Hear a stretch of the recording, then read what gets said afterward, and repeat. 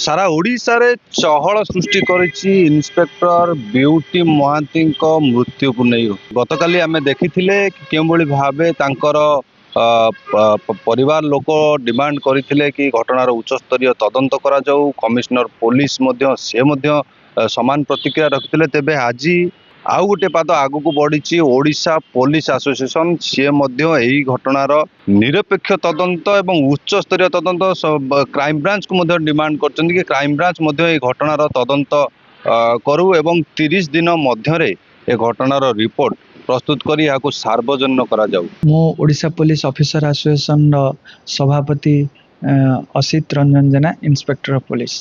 ओडिशावासी गोटे जुएल को हरई आमर ओडिशा पुलिस जड़े भौणी को हरई जहाँपाई आम बहुत दुखित आर आत्महत्या को आम आज पर्यंत विश्वास करनु एभली गोटे ऑफिसर जी कि अति उच्च कोटीर तांकर तदंत प्रक्रिया एते साहसी एते मनोबलशर एते आशावादी तांको भले ऑफिसर जदि एभली काम करिथिबे ताले आम बहुत दुखित मर्माहत सहजरे केबे भी विश्वास हो।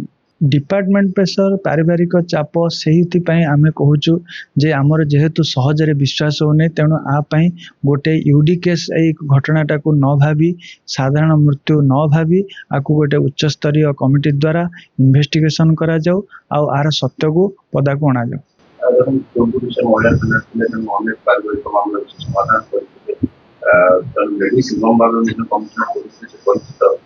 ऑफिसर भाव से अनेक कार्य पूर्व बहुत नमूना अच्छी सीपी जो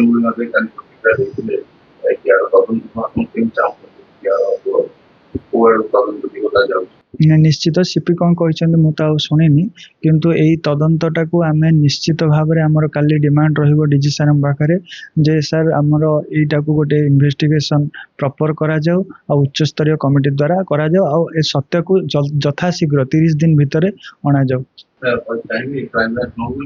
निश्चित आम डिमांड तो रही क्राइम ब्रांच नौ कहीं न नौ साधारण केस रे जदि नहीं पार्ची गोटे लेडी ऑफिसर इन्स्पेक्टर रैंक रो गैजेटेड ऑफिसर ओडिशा पुलिस रो गोटे जुएल तेणु से भाई ऑफिसर कहीं न निश्चित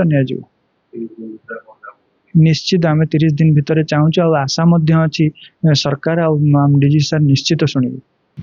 तेबे कमिश्नर पुलिस रे लेडी सिंगम भावे परिचित दक्ष ऑफिसर मृत्यु किपरि हैला कौन पाई से एभली चरम निष्पत्ति नेले ता तदंत पर ही स्पष्ट जना पड़िबो। तेबे पुलिस एई घटना रे पुंखानुपुंख तदंत करी सतरे कौन यार कारण स्पष्ट करिवो। Cuttack Jaydev Panik report reporters today.